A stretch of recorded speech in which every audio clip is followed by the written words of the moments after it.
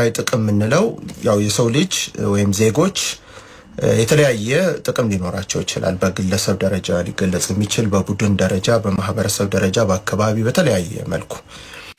ነገር ግን ብሔራዊ ጥቅም ስንል ሁላችንም ሊጠቅም የሚችል የሁላችንም ሚና መረጋገጥ የሚጠይቅ በጣም ትልቅ የሆነ ማዕቀፍ ያለው ጥቅም ነው ብሔራዊ ጥቅም እያልን የምንገልጸው።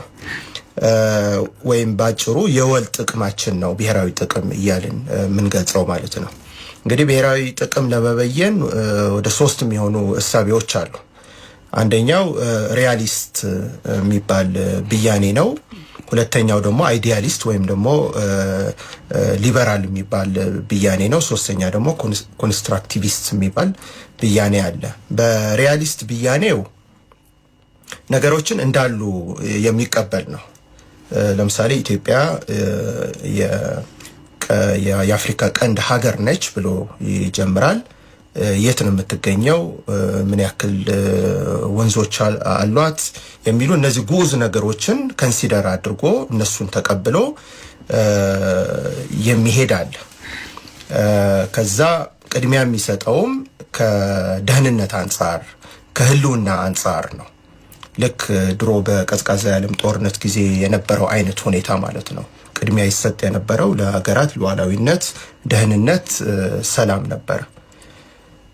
ብዙ ነገሮች ኮምፕሮማይዝ ይደረጉ ነበር ከዚህ አንጻር ማለት ነው።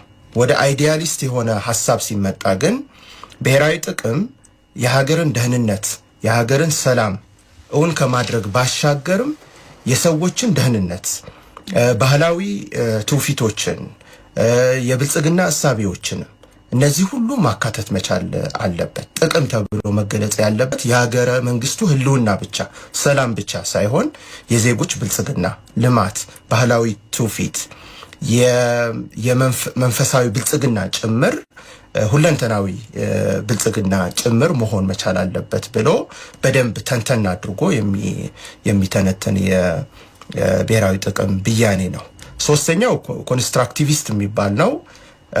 ሰዎች ናሬት በሚያደርጉት፣ በሚያስቡት፣ በሚያልሙት ደረጃ መገለጽ አለበት የሚል የእሳቤ አይነት ነው። ሰዎች እንዲህ አይነት ጥቅም አለኝ ብለው ራሳቸው ኮንስትራክት ሲያደርጉት፣ ሲተርኩት፣ ሲነጋገሩበት፣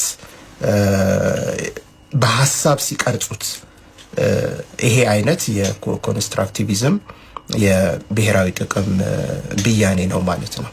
ወደ ግቦቹ ስንመጣ እንግዲህ ከነዚህ እሳቤ ነው የሚነሳው። ግቦቹም መሰረታዊ ግቡ የብሔራዊ ጥቅም መሰረታዊ ግብ የአንድን ሀገር ደህንነት እና ሰላም እውን ማድረግ ነው። ከዚህ በመነሳት በተለያየ ሴክተር ደግሞ ሊገለጽ ይችላል። ለምሳሌ በፖለቲካ ሊገለጽ ይችላል፣ በኢኮኖሚ ሊገለጽ ይችላል፣ በባህል ሊገለጽ ይችላል፣ በማህበራዊ ዋስትና ሊገለጽ ይችላል።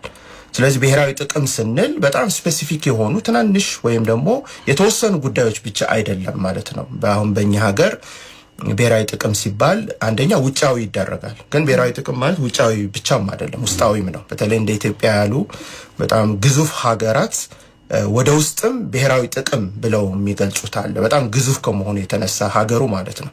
ወደ ውጭ ደግሞ ዓለምን በጣም ሰፊ ነች።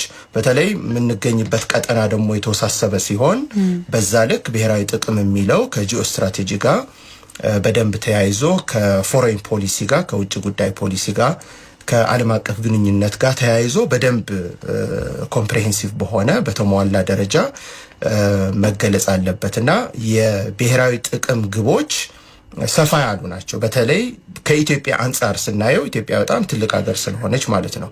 በታሪክም ትልቅ ነች፣ በህዝብ ቁጥር ትልቅ ነች፣ በቆዳ ስፋት በጣም ትልቅ ነች።